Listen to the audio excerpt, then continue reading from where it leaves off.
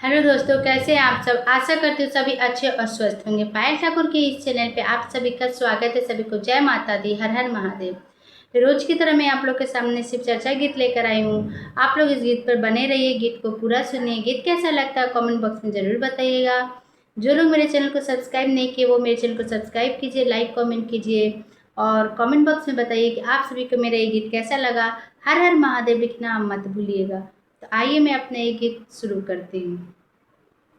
जब नई हरावा से, जब नई हरावा से ऐनी ससुराल हो, शिव चर्चा में भेजे लगले पिया जी हमारे हो, शिव चर्चा में भेजे लगले पिया जी हमारे हो, शिव चर्चा में भेजे लगले।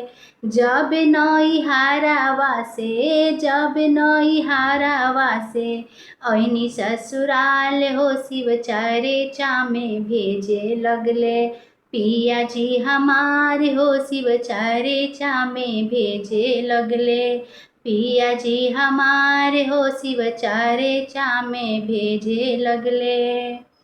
अपने तो पूजा करे भोले भंडारी के, भोले भंडारी के, भोले भंडारी के। हमरो से पूजा कराबे भोले त्रिपुरारी के, भोले त्रिपुरारी के, भोले त्रिपुरारी के। अपने तो पूजा करे भोले भंडारी के, हमरो से पूजा कराबे भोले त्रिपुरारी के। गलवा में शोभे भोला के, गलवा में शोभे भोला के। नागवा के हार हो, शिव चर्चा में भेजे लगले पिया जी हमारे हो, शिव चर्चा में भेजे लगले पिया जी हमारे हो, शिव चर्चा में भेजे लगले।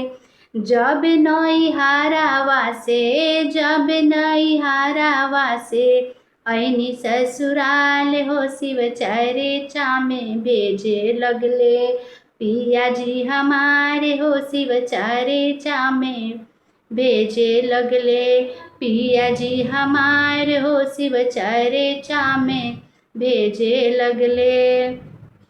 जे जे करेला हमर गुरु के बुराई, एक दिन उहो शिव चर्चा में आई।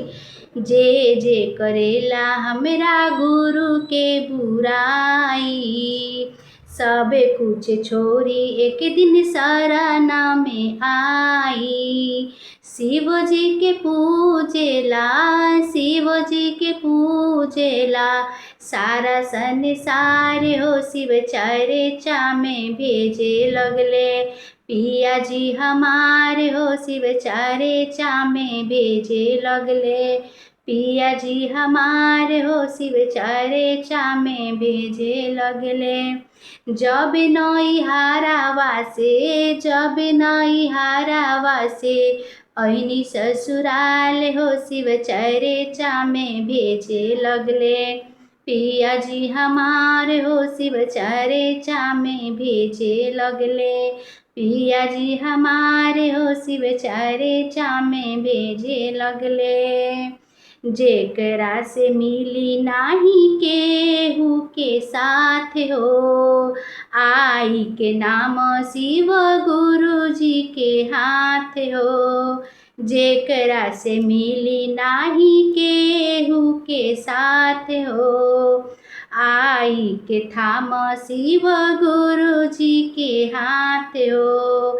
सब दुख मिटी जाई, सब दुख मिटी जाई, रहबु खुशहाल हो, शिव चर्चा में भेजे लगले पिया जी हमारे हो, शिव चर्चा में भेजे लगले पिया जी हमारे हो, शिव चर्चा में भेजे लगले।